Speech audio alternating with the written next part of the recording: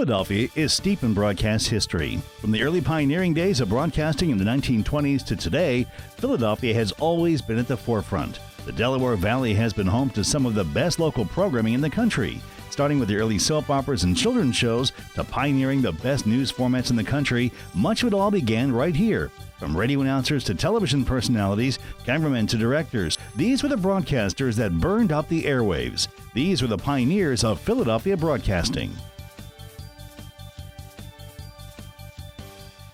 Welcome once again to Pioneers of Philadelphia Broadcasting. I'm Mike Strug, and our guest today, well, let me come at that slightly different way. In the interest of full disclosure, let me tell you that we are coming from the monthly luncheon of Philadelphia Broadcast Pioneers. And the subject today was the MOVE event of May of 1985. A terrible tragedy and a black mark on the city of Philadelphia in many ways. In any event, a number of people who were involved in that broadcasting that day were brought back here. And among them was a guy who I would say was, and this is a difficult thing to say, I want to say it in the nicest way, the star, if you will, of the coverage of the MOVE event, a gentleman by the name of Harvey Clark. Harvey is now living in Puerto Rico. He is retired, but he came back to Philadelphia. Welcome back. It was really interesting to hear all of your stories today. I want to get to MOVE, and we'll talk about that at length because it was such an important part of television report, of all news in Philadelphia, but for television news, it was a special moment. We'll get to that in a moment. Let's talk about your career. You're one of those people who worked in television who really didn't start out thinking, I want to be a television reporter. Go back, tell us a little bit about your career and how you ended up here. At the time, my sister was a CBS correspondent, Michelle Clark. She was the first black woman to anchor national news for CBS. This was in the early 70s. This was in the early 70s. Maybe, she worked at WBBM in the late 60s. But at that time, Michelle was in Washington, and the guy was in New York, and the format was real simple. They'd go to New York and what's happening in New York, drop down to D.C. for political stuff. And Michelle had gotten a few weeks off on a vacation and was headed back to Chicago to spend some time with my folks.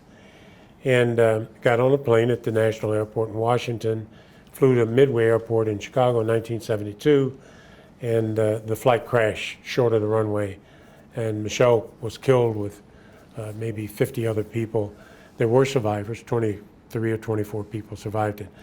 But she was a young woman, she was 28 years old. And at the memorial service, when all the CBS bigwigs flew into Chicago, to the University of Chicago, where Michelle had attended school.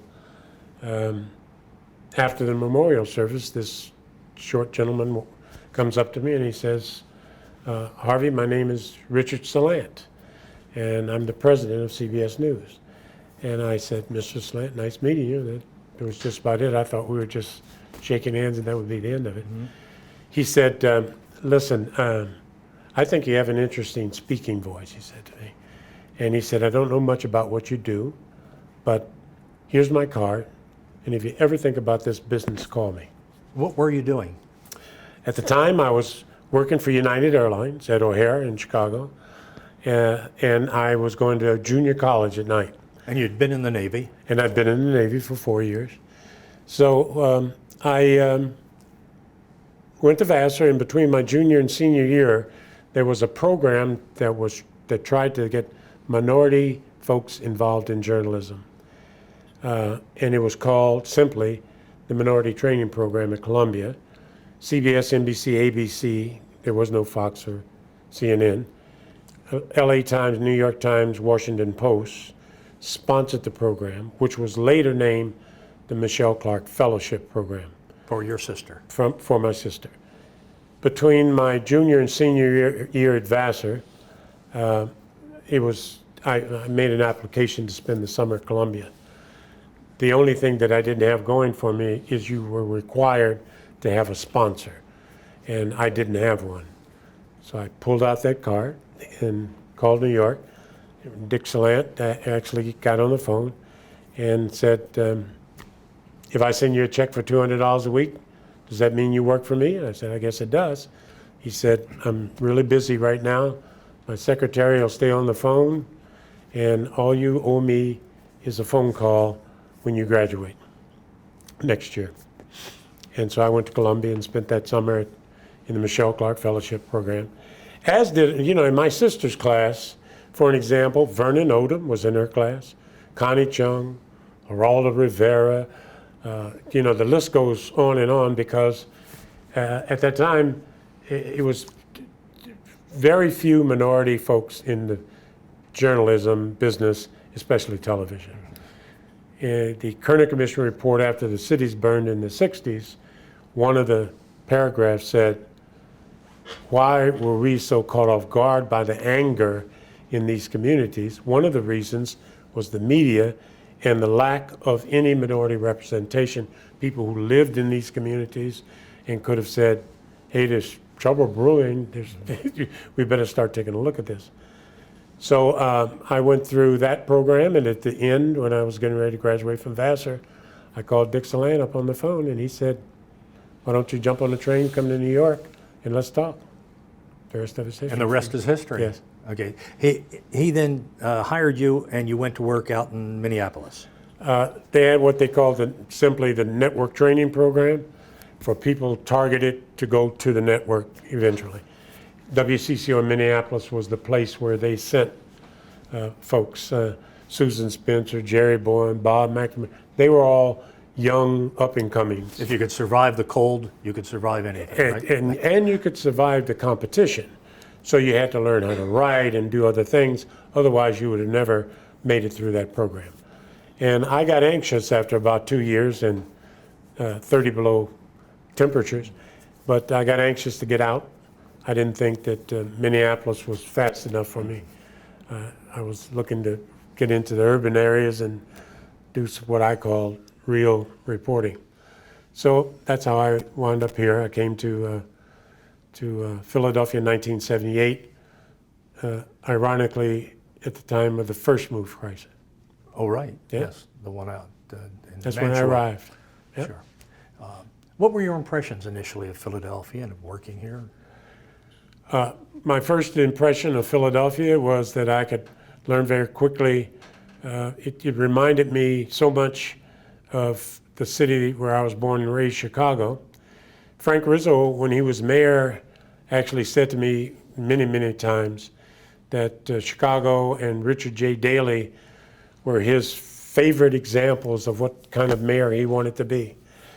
So coming from, at that time, probably the most corrupt, violent police force, corrupt politicians, that's all of which I grew up with. When I first arrived in Philadelphia, when Frank Rizzo was here, I didn't think that I'd left too far from home. Yeah, this followed the Democratic Convention out in Chicago. That's true. That's true. But violence. But this was a tough city. Mm-hmm. But it was a familiar toughness because as corrupt as Chicago was, Philadelphia was just as bad. So it didn't take me long to learn the lay of Philadelphia. I enjoyed it because it was full of news all the time, a lot of political things going on, violence, fighting. All of that was a part of big city stuff that I wanted to get involved in, and I did. And I was not a fluff reporter. I didn't do dog shows and stuff very well. I was in charge of that. Thank you very much. And which we'll get to when we talk about Move. Yeah, I just couldn't do that. Yeah, and by the way, let's move on to Move because it's such an important subject. It's such an historic event here in Philadelphia, and for us, a very, very important moment. And nowhere was that any more true than at Channel 10. At that point, by the way, I had already worked at Channel 6. When Move happened in '85, I was working at Channel 3. Let me concede, Channel 10 did the job of covering that event. Much of that credit goes to you, and as we discussed at the luncheon today, a number of other people, executives and photographers and other reporters really made it happen. But I remember I worked at the night shift, So I remember turning the TV on in the morning, in the afternoon, and seeing you standing there and hearing bullets and seeing you kind of jump down. Tell us about that situation. And also, what I find most interesting when I was listening to you folks at the luncheon is the amount of time you had spent in preparation for this. That is, getting to know both Move and the neighbors around Move out there on around 62nd and Osage. Tell us that story, how much time Mike, you in spent on that. 1984, we had gotten word, the station had gotten word, and police officers that I knew were saying, when the new mayor comes in, that Move is going to be toast. And that's not my word, that's their word. Matter of fact, I heard a fireman that Pete Kane said, that he said, oh, after the fire was put out, that we had Move burgers. And those kinds of things were being said. I'm going to interrupt you for a second, sure. because it occurs to me we're now talking about something that happened 30 years ago. 31. And that perhaps not everybody who's watching this is aware of it. So Move was an organization, a back to nature organization? was I it don't called? know. Move was called a lot of things. Let Whatever- me tell you, I never, until today, got a handle on exactly what Move's gripe was. I mean, they could talk for hours, and then when you walk away, you'd say, what the hell was that all about? Yeah. I sat on, from 1984 to 85, I sat on the stoop at the Move House. I talked to who at the time was called the Minister of Communications, Ramona Africa. And I said to her, I said, you know, I'm really trying to understand so that I can tell people what the issues are and what your feelings are about injustice. And I would leave there and I would never fully understand what had been said to me. Yeah, that was their second location. Let's go back for a moment. Right. So earlier, they're out in Mantua. Same kinds of problems exist where neighbors are upset because they're screaming and yelling at all hours of the day and night. I arrived in 1978, ironically. Okay. There was a anchorman, a popular guy here. His name was Mike Tuck. And when I arrived in Philly, most new reporters were kind of assigned to one of the old heads and say, well, you just follow him around for 3 or 4 weeks and figure out where you are. Mike was there, and therefore I was there with him in 1978 for the shootout in Powelton Village. So I went through the whole thing with the barricades and trying to starve Move out, and the bullhorns, the show of guns, and the powwows with Drexel or University of Pennsylvania students, Move trying to convince them that they had some gripes. But I came into Philly on Move. I didn't get to cover it very much. I was a tag-along with Mike Tuck. At that time, there was a guy named, I believe his first name was Charlie Rose, that they hid up in a house, and he got exclusive footage from that point. The police didn't know he was there. He was there with a Philadelphia Inquirer photographer, and they had the only filming of Delbert Africa being beaten and all of that, because they had a corral where the media had to stay, and of course all you could see was the front of the building. So I grew up on Move. Yeah. So there was a confrontation there. Unfortunately, an officer, James Rant, was killed Right. by gunfire. Firefighters were injured. Eventually, they were able to take over the house and destroyed it that afternoon, as I recall. Within 3 hours, the house was level. Okay. So now we go forward. Now moves out to West Philadelphia, to Right. 62nd and Osage. Now pick that up. So now you're there learning about them and about the neighborhood. Well, I'll try to shorten this, because in 1984, our sources, the station sources, started hearing that this was going to happen in the summer of 1984. So a cameraman, Frank Goldstein, and I went to Osage in 1984, and we set up a camera. We were the only ones there, but about 30 minutes or an hour after that, the other stations all showed up. So then we were sure that something was about to happen. That was the word. That was that the got word around. Yeah. But nothing did. nothing happened in 1984. But between 84 and 85, even on my days off, I would actually spend time getting to know the neighbors. I'd hang out on the block, get to know people out there. I'd hang out with Move on the steps. They wouldn't, of course, allow me in the house. And and I knew most of the police officers, whether they were cab drivers or trash truck drivers, and they were monitoring what was going on out there for days. And so when we got word in May of 85 that this is really it, that they're going to put an end to all this. The neighbors had been complaining. The first black mayor, Wilson Good, had just gotten elected. He made promises to the people on that block that as soon as he got settled in, that he was going to put an end to that or take care of their situation. And then, unfortunately, whatever the game plan was, I'm convinced that the only game plan was to put an end to Move for good. I think it was premeditated to kill those 11 people. The gunshots they started at 6 o'clock. We were on live television.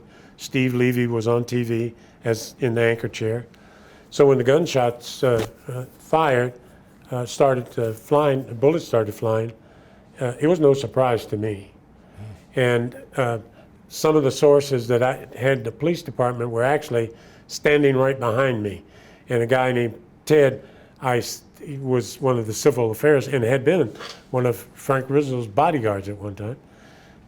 I said to him, jokingly, I got my eye on you because if you vacate this corner, I vacate this corner.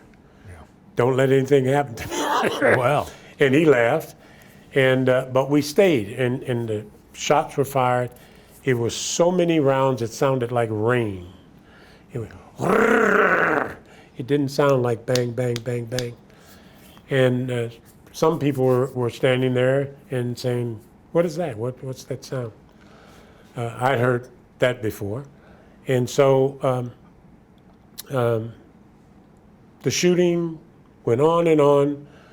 The water cannons shot water on the Move house for hours. And then it went quiet. And we assumed that it was over.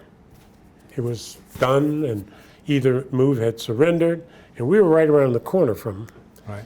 And 62nd and Pine Street. And then the shooting started again, and then it subsided. And then there was a long period of time, as my memory tells me, that it was kind of quiet, and everybody was wondering, what now? What happens now? Okay, from my perspective, again, Yep. I'm sitting at home. I'm due into work that afternoon. And I'm sitting at home, and the station to watch, clearly, for information, was your station to watch Channel 10.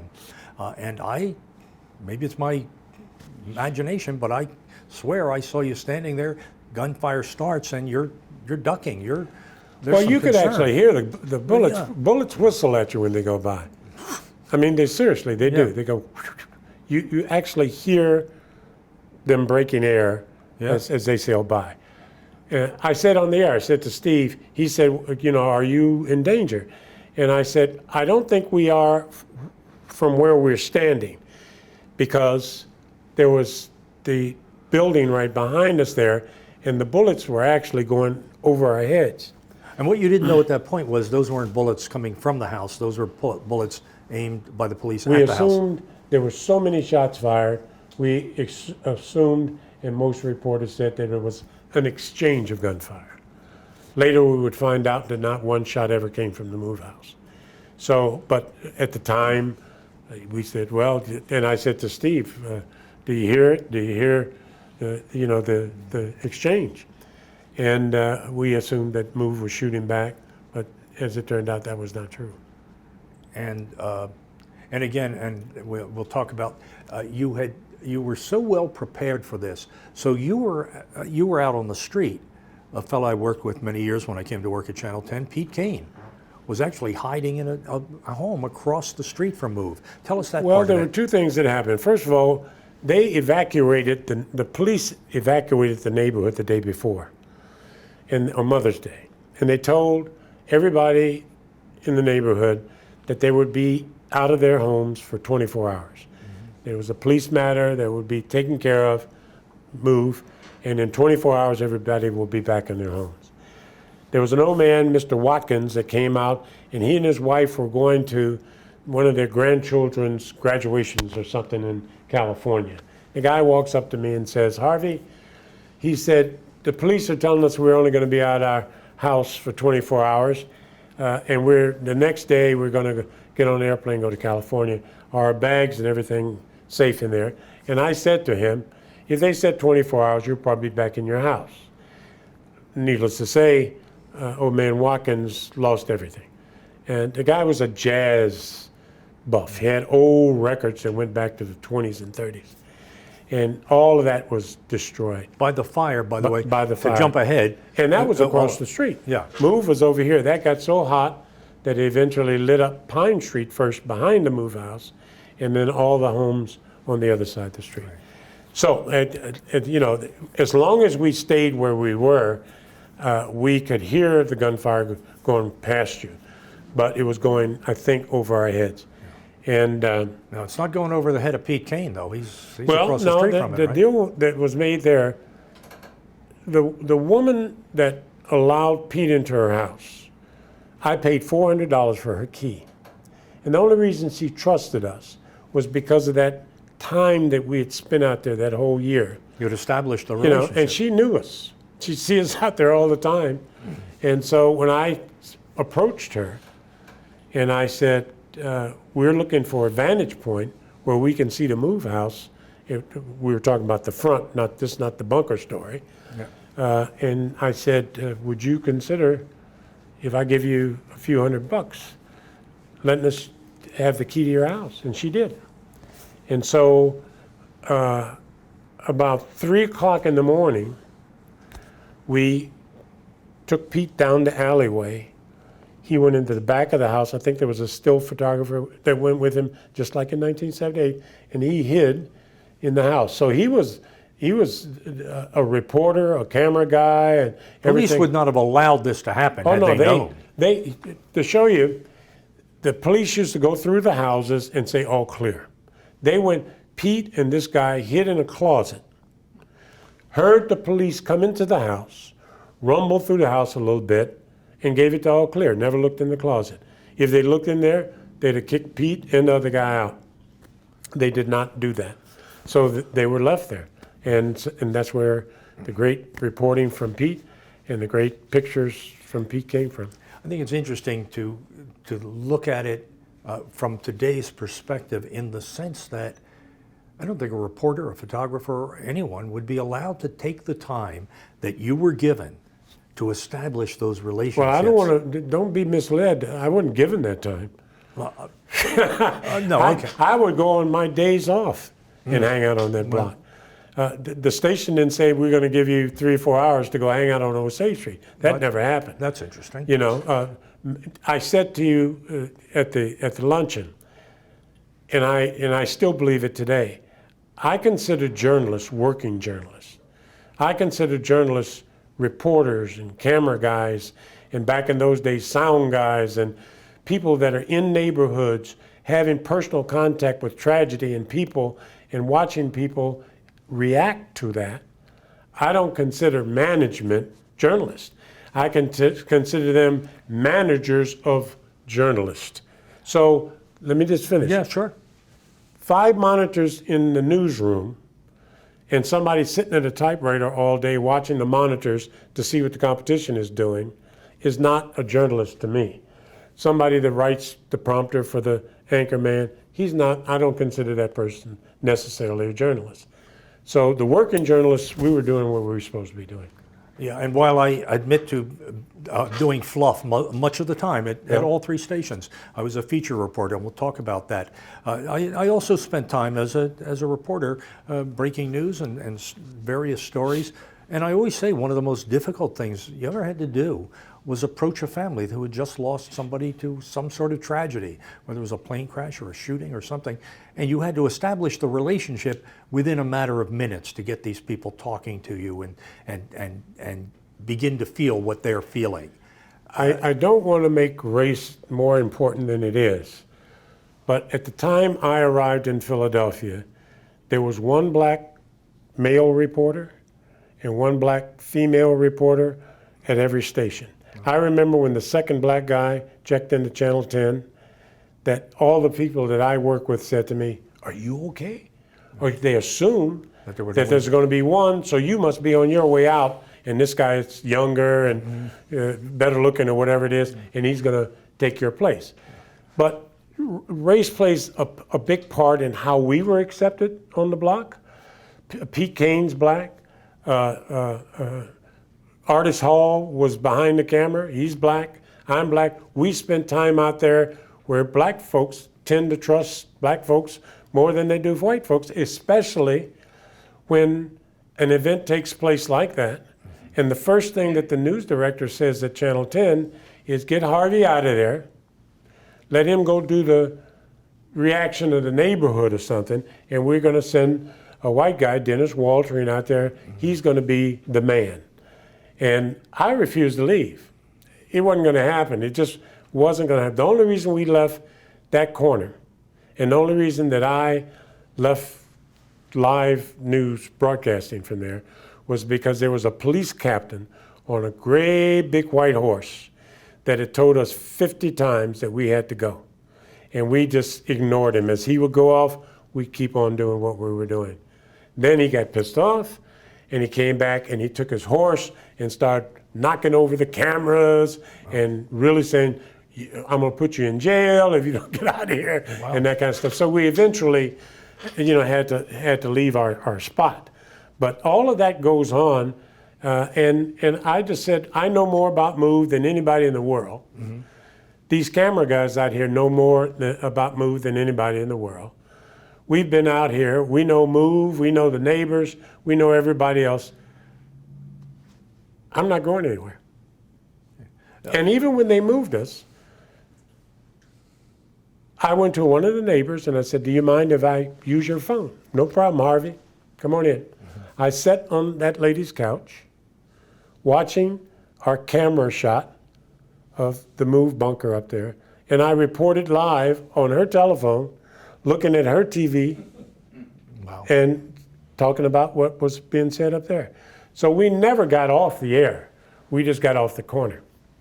It's a terribly interesting perspective that most people don't know about. Yeah. That's not the story. The story is what's happening. The fact that you have to overcome these obstacles, and I want to say that often was the case when you were out reporting. Police would say, "Oh, you can't be here. You have to," and you'd have to figure out another way. There may be a black perspective to that I'm not aware of, but reporters often ran into that kind of handicap, if you will, and you have to figure out a different way around that. Sure, absolutely. Okay. That's part of being a reporter. Yeah. Okay, I have other things I want to talk to you about, but suppose MOVE happened today. I'm curious, how do you think we would be able to cover it? Would we cover it differently? By the way, you had no cell phones then. You had just established at that point that we could do live shots, but now they can do it from a truck. You don't even know where the mast is. But back then you had this huge mast. How would we be covering something like this today, or would we? It certainly would be wall to wall on CNN and MSNBC. First of all, I don't think that today, take for an example what's going on in Orlando. The coverage there is 24/7, too much coverage. The coverage there is aftermath, with an anchor person standing out there saying, "The club behind us, the club behind us, the club behind us," all morning long, over and over. There's no activity. And it still says breaking news. Breaking news, whether it happened today or yesterday, the breaking news banners and all of that stuff. I don't think it would be covered the same way because from my observation, there are not many reporters anymore. If it's a big story, anchormen are parked out there with a teleprompter, and management writes the script, and they do what they have to do. The real reporting, there's a lot of it that goes on in war zones and things like that, where guys respect what they do, believe in what they do, and have worked years doing what they do, and getting shot at is sometimes a part of it. But I mean, I don't want to be cavalier about it, but seeing dead bodies, I've seen many dead bodies. I've been shot at before move. The shooting didn't distress me. The burning down of the neighborhood really caught me off guard. We don't have a lot of time left, so I want to back up for a second, because there is a comparison here that you made at lunch. You talked about your family moving into Cicero. Mm-hmm. It's the kind of story you hear about, but you never know anybody involved. Tell that story, if you would. You moved. I told Larry Kane, I believe, on the air. In 1951, my family, Harvey Clark, my dad, my mother Johnetta, my sister Michelle, who we've talked about, and I was 6 years old, my sister was 8. I think my mother might have been 23 and my dad 26. We moved into an all-white neighborhood, Cicero, Illinois, right outside of Chicago.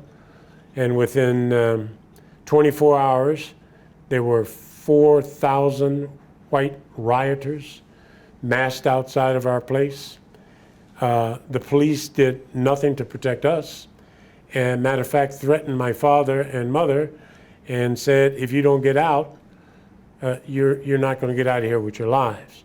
All of our furniture and everything else tossed out of the living room window, and a barn fire started, burned everything that we owned. So I know, and I said that, what it's like to lose everything, and to have an angry mob take care of that and have police participate.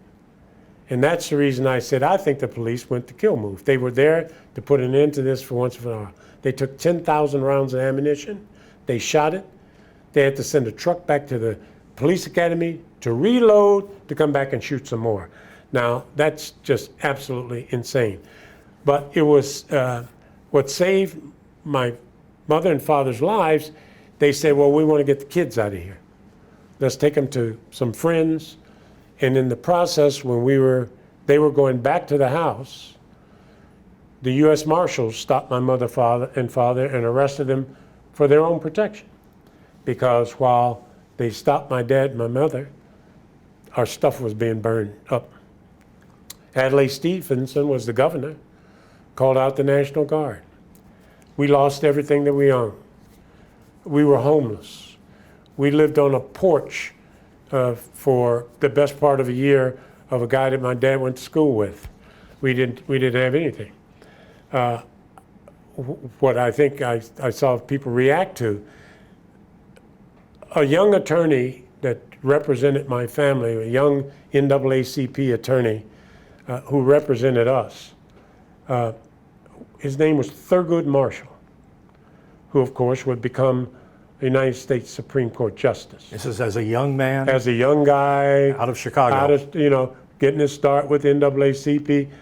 He went to school, Thurgood Marshall went to school here. Lincoln? Lincoln University, So, but at one point he was arrested for inciting a riot, our lawyer. But nothing was ever done. And so I know what it's like to lose it all and to start from scratch, young parents. I said at the luncheon, 11 people died, 5 children and 6 adults. At move. But 61 homes were destroyed, and the lives of 200 to 225 people were destroyed. So a lot more people died out there. They didn't lose their lives, but they lost everything else. And that was, in my estimation, unthinkable. You have told the story about as well as it could be told. Your work there was exemplary, truly. Thank you. And we all admire what you were able to do there. Thank you very much for spending time with us. Again, thank you for spending time with us for another edition of Pioneers of Philadelphia Broadcasting. Take care.